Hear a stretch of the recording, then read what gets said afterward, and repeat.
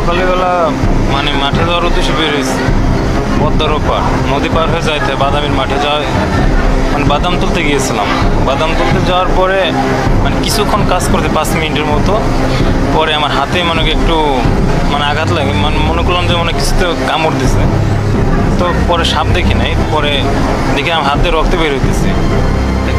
আমি দাঁড়াই ওঠার পরে দেখি সাপ, ছোটো সাপ, বেশি বড় না, দেখা যায় না অতটা। পরে শিওর হলাম যে আমাকে সাপে কামড় দিছে।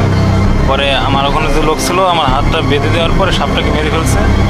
পরে নদী পার হয়ে আমি কী করলাম, আমার বন্ধুকে ফোন দিলাম যে হুন্ডা নিয়ে, আমার তো সাপে কামড় দিচ্ছে, রাস্তায় নিয়ে যেতে হবে। ওই কি সাথে সাথে হুন্ডা নিয়ে আসছে।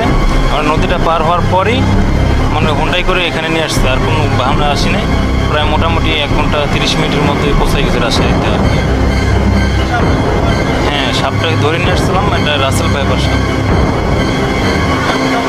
এখন আলহামদুলিল্লাহ অনেক সুস্থ আছে।